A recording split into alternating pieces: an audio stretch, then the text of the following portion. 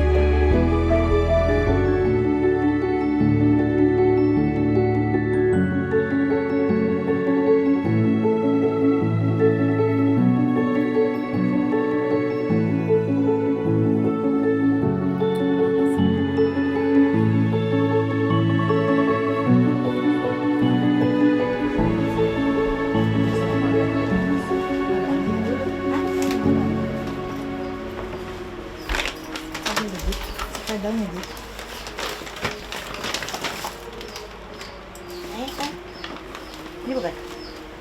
Anak dengan Ya, ini 2014. Cari lagi. 2016.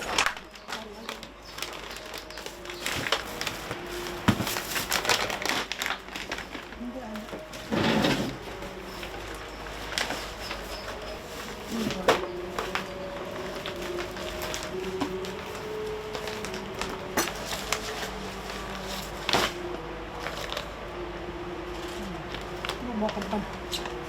Udah, kita bawa aja tasnya semua. Sebelum 2005, saya sebelum jadi pendamping atau pencacah resmi, saya sering ngelihat anak difabel dan orang difabel itu bagaimana saya bisa membantu mereka. Kok rasanya saya ngelihatnya kepingin aja gitu ngebantu mereka. Kok kayaknya nggak ada yang sentuh gitu ya difabel ini. Nah, jadi pedulian saya tuh terutama waktu itu sama tetangga yang dekat. Dia belum punya kartu sehat, belum punya kartu sehat tuh saya bikinin. Ini Nurul Alidatul Rahmah yang di kampung. Sekarang udah kurus sekali. Iya. Udah kayaknya kurus sekali. Emang nggak Udah nggak mau makan. Oh. Zakia mah sehat-sehat kali ya? Sehat ya. Iya, Ervita udah nggak ada, udah meninggal. Ini cerita. Saya lihat lagi ada difabel ini kok nggak punya kursi roda gitu. Jadi gimana ya caranya saya harus membantu dia. Nah, terus udah ada kepedulian saya, tapi saya bingung masih karena saya belum bertemu teman-teman yang di organisasi sosial ini. Jadi saya udah mulai berpikir kapan saya harus bisa bantu mereka gitu. Oma, kita kan pernah mendaftarkan ini ya ke Kemensos. Ini bagaimana ini selanjutnya ya kita? Ini orang ini pada dapat bantuan lagi nggak ya? Ini yang belum daftar tunggu ini, yang kemarin daftar tunggu kan kita masukin lagi nih. Oh itu kan bilangnya kan disuruhnya didata aja. Yang pakai foto 3. Tapi nanti belum dapat kabar. Kita yang penting kita udah ngedata, udah nyampein ke Kemensos. Kalau saya bantu, paling saya hanya sekedar kemampuan saya kalau tidak ada organisasi sosialnya itu. Jadi saya hanya bisa membantu seperti kayak bikin SKTM gitu untuk keterangan tidak mampu dia berobat. Dulu kan belum ada kartu BPJS, masih SKTM. Nah di situ saya bikin mau berobat saya antar gitu. Ada salah satu warga saya, tetangga saya.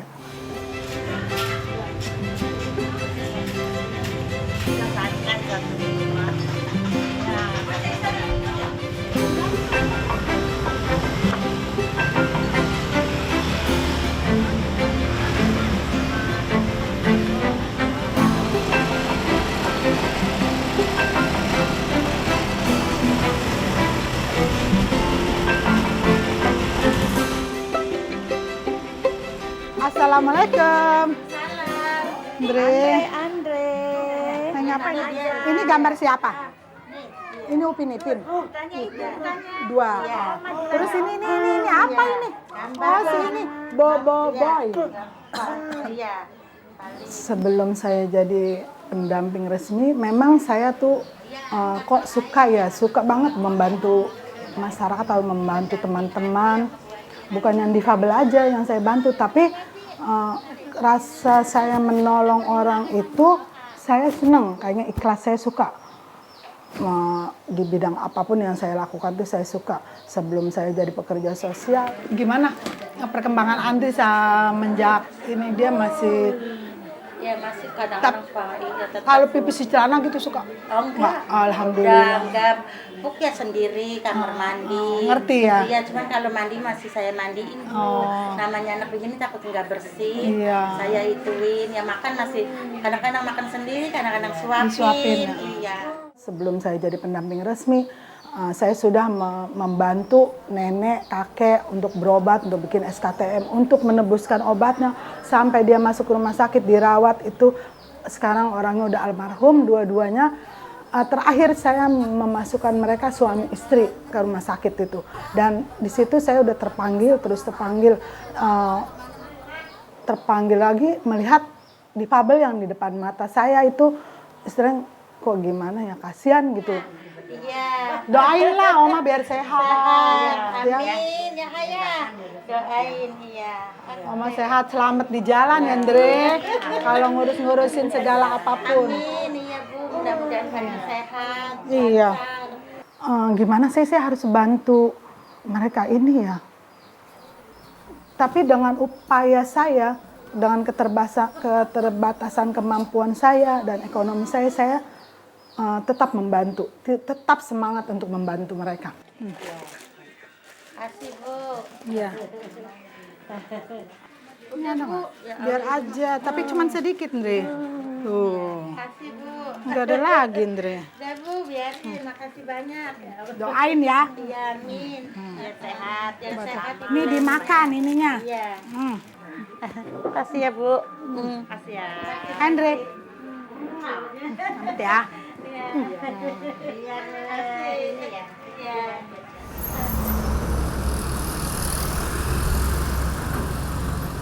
Assalamualaikum.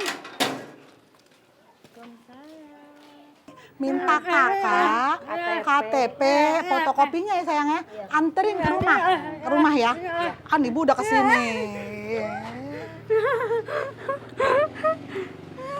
Udah ya. Ya. Alurnya begini ya. Si difabel yang sudah tercatat atau sudah terdaftar di pemerintah yang mendapat bantuan itu Oma nggak pegang uang dan tidak apa, jadi pemerintah langsung salurkan waktu itu melalui kantor pos. Jadi masing-masing difabel itu udah ada kartunya untuk pengambilan di kantor pos. Jadi Oma hanya mengabarkan apa mau dijemput atau mau keluarga mau ngambil ke kantor pos. Nah Oma tinggal tunggu di kantor pos. Oma arahkan, dia mengantri, ngambil sendiri, tanda tangan sendiri, keluarga didampingin disabilitasnya. Apa kabar Mbak Yani? Cantik. Mama mana? Oh, Neng Ani. Cantiknya. Senyum. Seneng ya? Tapi alhamdulillah ya, difabel yang dibantu pemerintah ini memang difabel berat kebanyakan ya. Yang sudah istilahnya tidak berfungsi lah kalau dilihat gitu. Kayak di situ pipis di situ udah orang udah membebani keluarga. Sangat-sangat membebani keluarga. Nanti kalau itu jadi terus disabilitas itu ngecek sendiri karena difabel ini memang layak. Walaupun dia seumur hidup mendapat bantuan tuh harus. Karena memang udah setaranya seperti itu. Kalau untuk ADK ya dia sangat membantu karena dia mendapat bantuan itu dia gunakan untuk biaya bayaran sekolah. Kalau sekolahnya swasta kan dia bayaran. Kalau negeri kan dia nggak bayaran tapi banyak kebutuhan lainnya. Terus dia untuk terapis sampai ada anak yang nggak bisa jalan sampai bisa jalan. Emang ya namanya kayak gini kita lah yang banyak bersahabat. Kok ini diam aja sih, Neng? Cantik. Sama kakak sama mama harus sayang ya nih. Ya nih harus makan yang banyak biar sehat. Jadi yang perlu memang pemerintah sentuh banget itu ya istilahnya para difabel dah. Walaupun dia ringan tapi dia bisa untuk memotivasi keluarga untuk tetap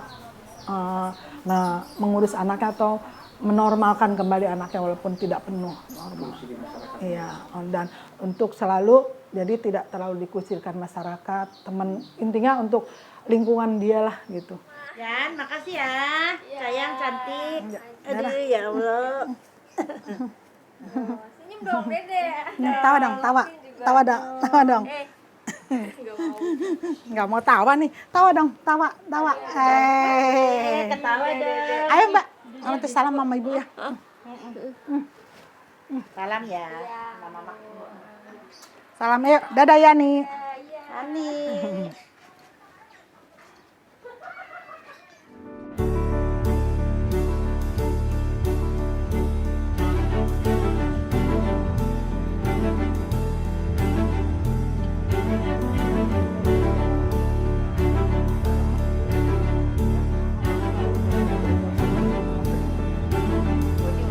Iya biasa, muter-muter.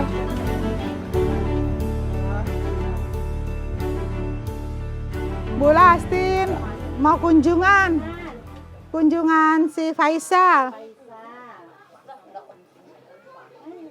Bagaimana Faisal keadaannya sehat? Makannya kuat. Aduh amin kalau makannya kuat. Kan anak-anak itu waktu sebelum kita datang sama Oma ke wilayah itu, dia kan belum kena bantuan ya. Anak-anak itu kayaknya takut ngelihat orang yang aneh-aneh yang baru kenal aja takut. Tapi kan kalau udah sering ngelihat kita, dia walaupun dia nggak bisa ngomong, cuman isyarat doang sama mamanya. Oh itu katanya, ya gitu doang. Ibu datang gitu. Iya memang saya terpanggil tuh sama itu karena saya terpanggil juga karena ditunjuk sama pemerintah suruh mendampingin. Yalah sabar aja lah. Sabar aja ya. Bapaknya kalau nggak ada kerja bapaknya mana? Iya. Ya, Sabar aja. kita kan harus bersabar aja. Tapi sering dilihat aja. Tapi awas ya pelan itunya. Sekarang sehat buat kemarin kurus. Karena kita itu nggak bisa bantu apa-apa.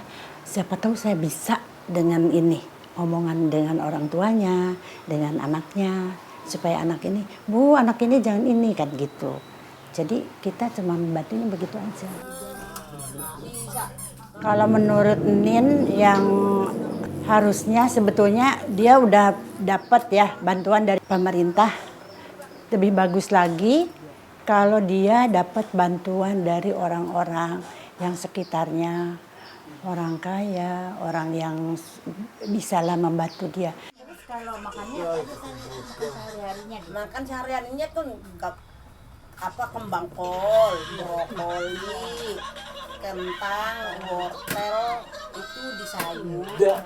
Ya kita juga harus peduli. Kita nggak bisa membantu dengan uang, nggak bisa dengan kita dengan pikiran aja, dengan pikiran, dengan tenaga kita, semampunya kita.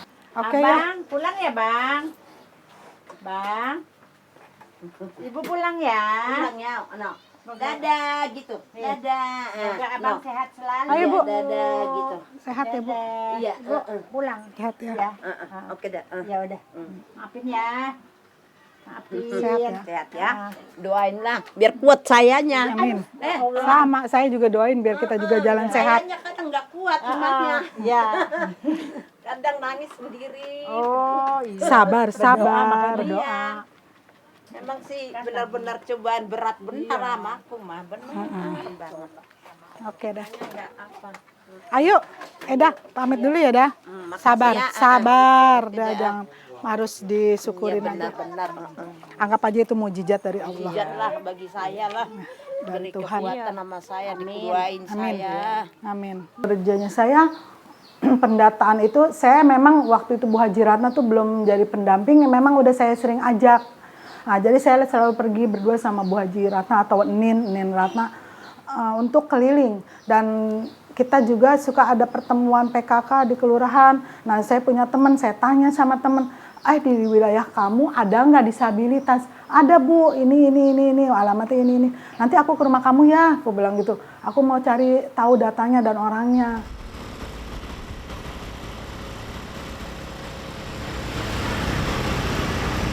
Naik apa kelilingnya itu? Motor, berdua sama Nin Ratna. Enggak ngeri.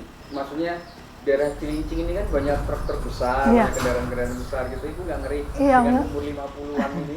Ngeri sih ngeri ya, tapi memang kengerian itu kan kayaknya udah ketutup sama kesemangatan kita untuk menolong orang-orang difabel.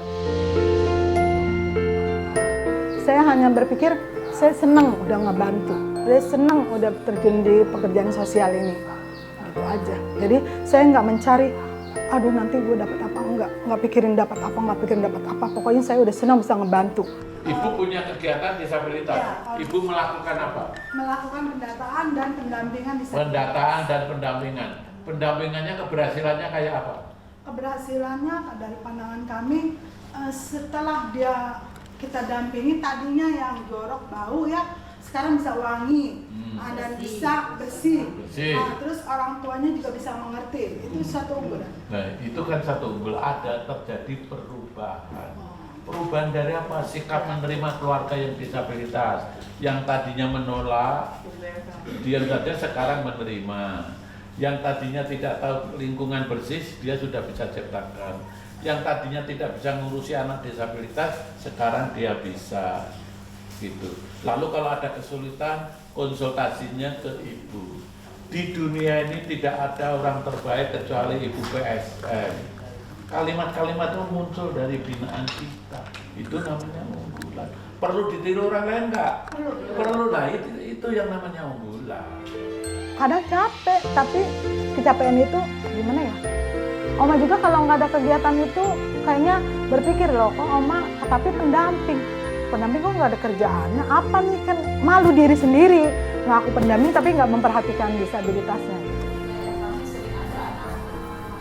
Karena sekarang disabilitas ini juga sudah ditangani sama PKH.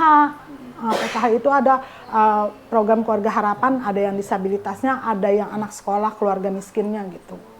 Jadi Oma hanya tinggal sekarang kunjungan. Apakah difabel ini masih hidup? Apa udah nggak ada gitu? Ini Bu, ini Muslim, Bu. Oh, Muslim. Ini dulu nggak terkecil kayak gitu ya, Bu? Masih bisa nggak rapat dia ya dulu, masih ini. Kaku. Kaku. Oh, iya ini.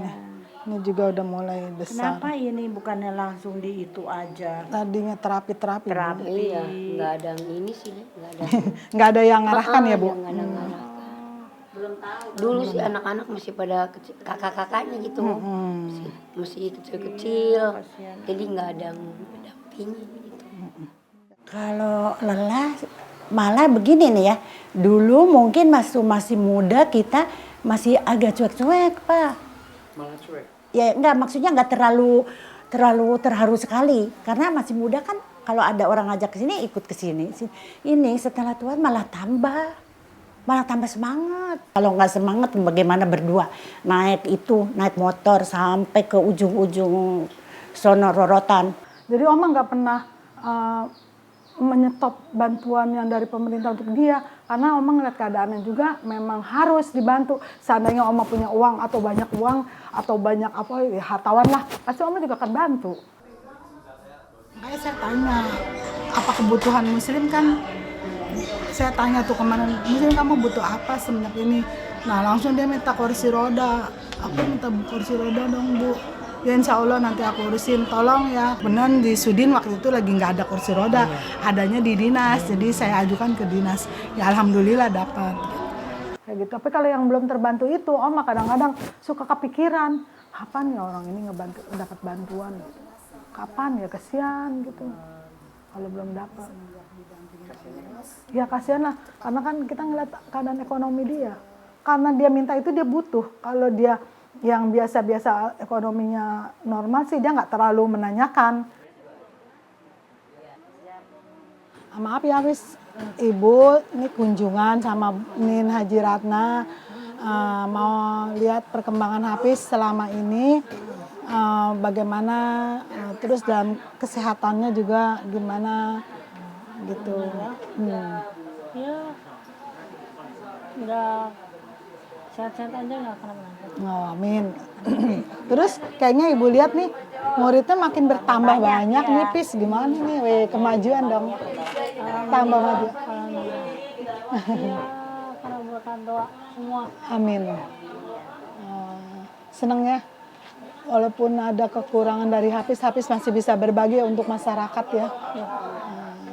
Ya, hasil ditambahin habis itu.